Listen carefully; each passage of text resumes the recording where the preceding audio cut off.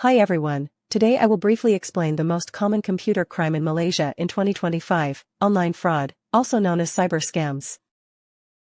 Online fraud is a digital crime where scammers deceive victims through the internet, phone calls, SMS, WhatsApp, or social media to steal money or personal information.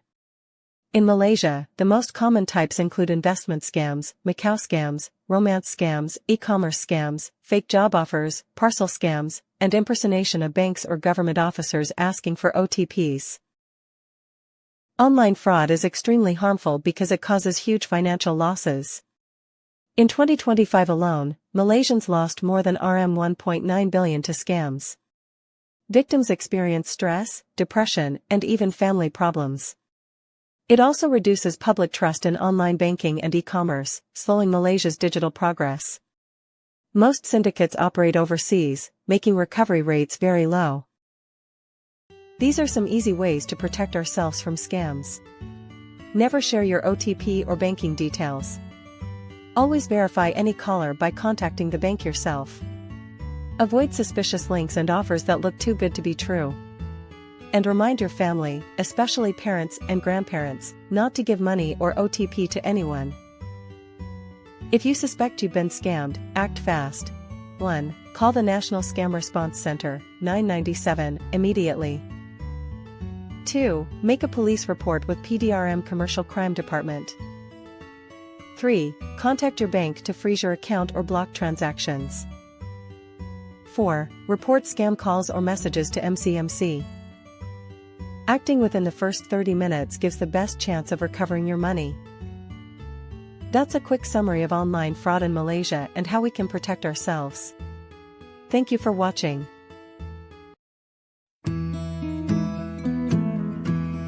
Hi everyone. Today I'll briefly explain how I protected my AI software, Lifestyle AI, by registering its intellectual property with my IPO. First, I went to the official MyIPO website at myipo.jab.gov.my. This is the main platform in Malaysia for managing all types of intellectual property, including copyright, trademarks, and patents. From the website, I confirmed that the correct IP protection for software is Copyright Voluntary Notification, VN.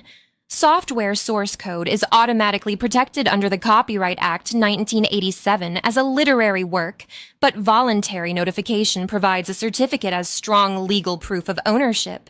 Patents and trademarks aren't suitable because they protect inventions and branding, not source code. Next, I referred to important pages such as the copyright page, the voluntary notification guide, and downloaded the main forms, CR1 for copyright notification, CR9 for requesting the certificate. I also accessed the MyIPO e-filing portal to prepare for online submission. I followed these steps, prepared documents, filled in Form CR1, created a statutory declaration, and uploaded a safe deposit copy of the software, only sample source code to protect confidentiality. Logged into the IP online portal using MyCoid, submitted the application, uploaded all documents and paid the RN200 fee online, received confirmation with a reference number, and monitored the status. After approval, MyIPO issued the official copyright notification certificate, which I can now use as legal proof of ownership. And that's how I registered the intellectual property for Lifestyle AI through MyIPO. This ensures my software is legally protected and strengthens my rights as the creator. Thank you for watching. Hi. In this video, I will briefly explain privacy and surveillance in the digital world, based on 5 key points from my report. Privacy matters because everything we do online, shopping, banking, social media, creates personal data. Without privacy, this data could be misused for identity theft, fraud, or tracking our behavior. In Malaysia, privacy is mainly protected under the Personal Data Protection Act 2010, which requires consent, limits how data is used, and ensures security measures to protect our information. Surveillance means monitoring people's actions or digital activities. Common types include physical surveillance, CCTV cameras, online tracking, biometric scanning, and GPS location tracking. Examples include CCTV in malls and highways, facial recognition in airports, and monitoring of internet traffic by MCMC. Yes, employers can monitor company-owned devices as long as employees are informed. They use tools like Terramind, keyloggers, website tracking, or network monitoring through firewalls. Yes, certain laws like CMA 1998 and SOSMA allow the government to intercept communications for national security. They may access telco metadata, monitor social media, or use nationwide CCTV systems. To protect yourself, you can use end-to-end encrypted apps, a VPN, strong passwords, limit app permissions, and keep your devices updated.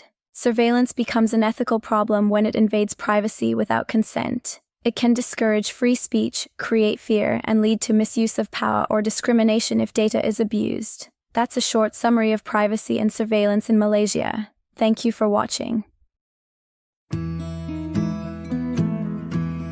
Hi.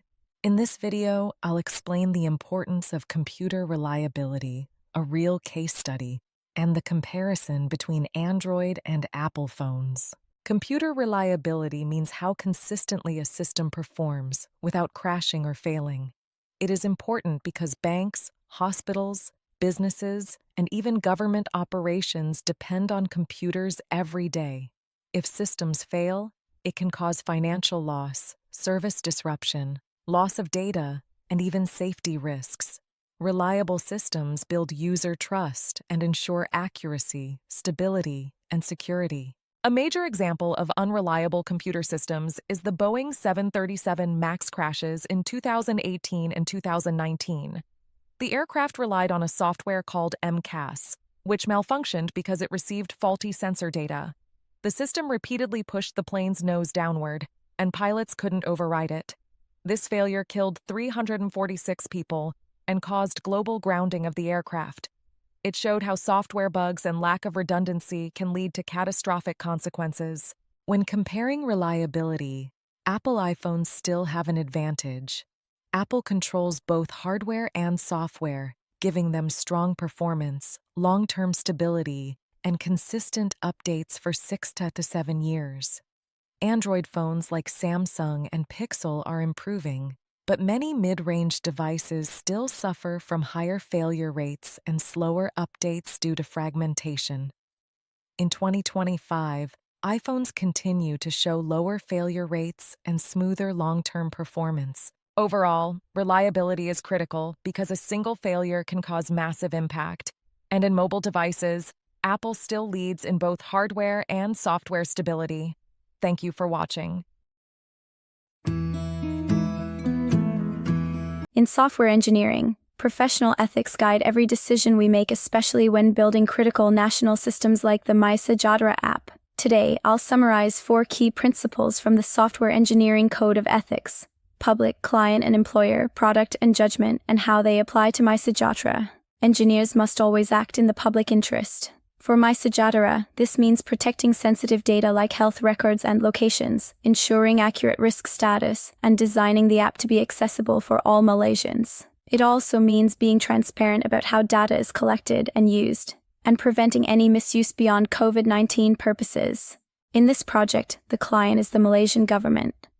Engineers must maintain confidentiality, deliver reliable and secure features, and report bugs or vulnerabilities honestly. They must avoid conflicts of interest and follow all government cybersecurity policies. Engineers are responsible for delivering a high-quality and safe product. For MySejahtera, this includes strong security practices, proper encryption, thorough testing, and accurate data displayed in vaccination certificates and risk categories. Clear documentation is also essential for long-term maintenance. Engineers must make decisions responsibly and ethically. They must reject any request that violates privacy, report risks honestly, avoid bias, and ask for expert help when needed. Every decision should prioritize user safety and data protection.